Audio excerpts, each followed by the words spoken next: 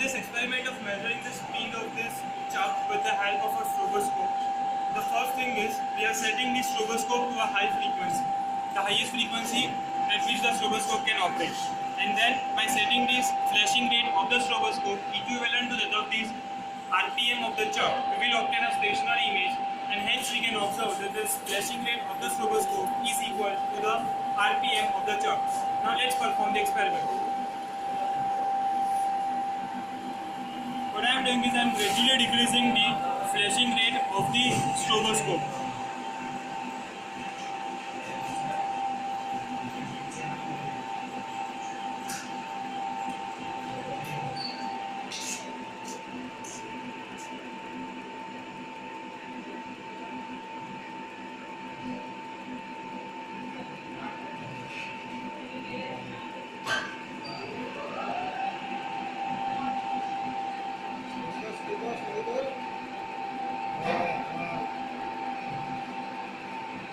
And we can see that the image is appearing stationary here.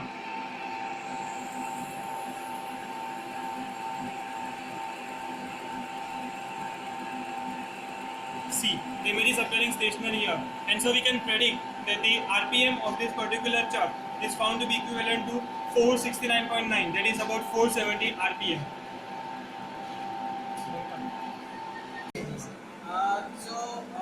What we can do if we get the multiple images. So we are decreasing the flashing rate of the stroboscope starting from the maximum range of the stroboscope.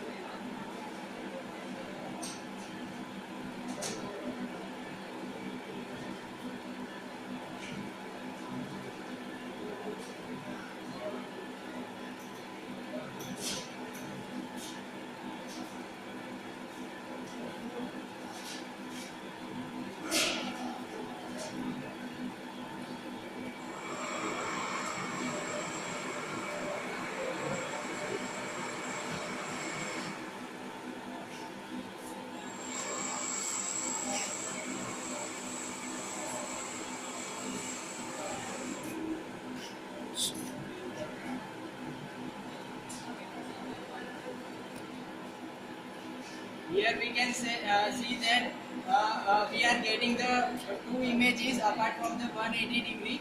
So this speed is double that of the chuck. So the chuck is rotating the speed half of the stroboscope frequency.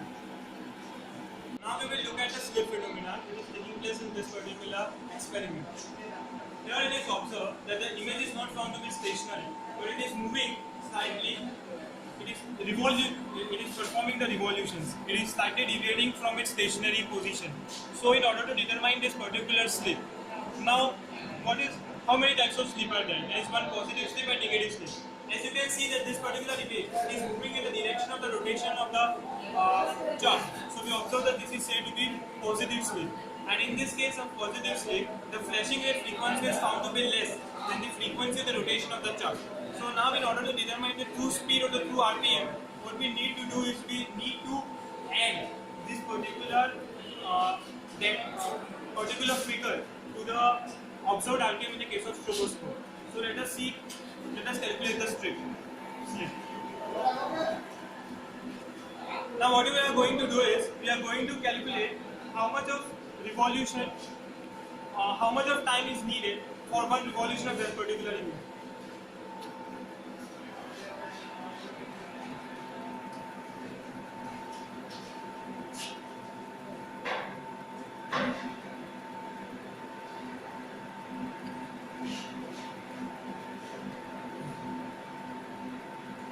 As you can see that for the one revolution of this particular spot, the observed time period is about 15 seconds, 15.38 seconds. Here that this particular flashing rate frequency that is 471 around, we get the stationary image on the chuck.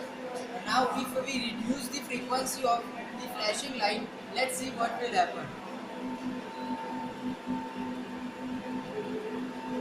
I am reducing the frequency of flashing light.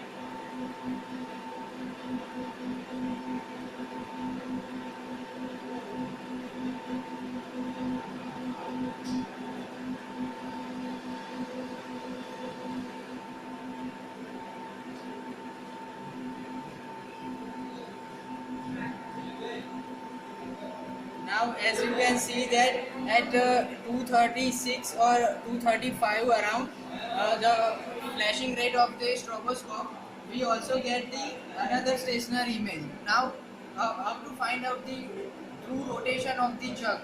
So it can be solved by one formula. I will discuss it later. About the cases observed in the following experiment. Case 1, stationary image formation. This particular stationary image was formed when the flashing rate frequency FF was found to be equal to the frequency of this rotating chuck.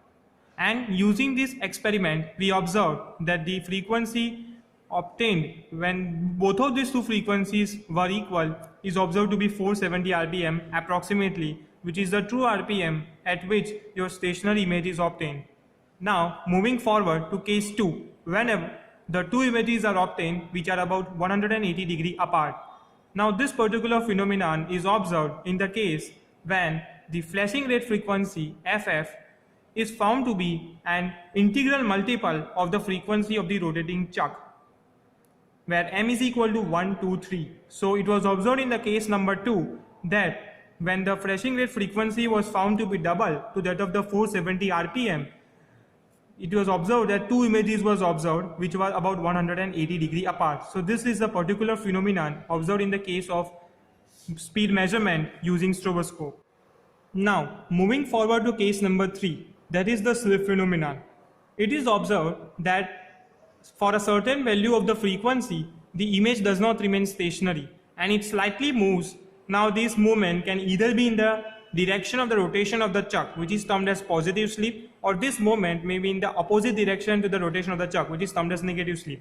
Now in the case of the positive slip, we observe that the observed rpm is equal to true rpm plus n by t, where n is the number of revolutions and t is the time period. So for about one revolution, the time period taken is about 15 seconds. So adding the value true rpm plus n by t, we get the observed rpm is nearly 475, which was obtained during the experiment. Similarly, the same phenomenon is observed for the negative slip, where the observed rpm is the difference of the true rpm minus n by t.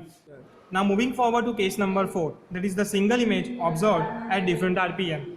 Now here it is observed that a single stationary image was observed for two different frequencies, that is 470 rpm and 235 rpm. So it is a dilemma to determine that which is the true rpm. So using this particular formula, we can determine the true rpm, which is f1 into f2 into 2 minus 1 upon f1 minus f2, where n is the number of the different frequencies undertaken during the experiment. So using this formula, we can obtain the true rpm, which is about 470 rpm, which was earlier observed in the case of case 1, that is the stationary image. So hence we can measure the speed of an object, the rpm of an object, using stroboscope.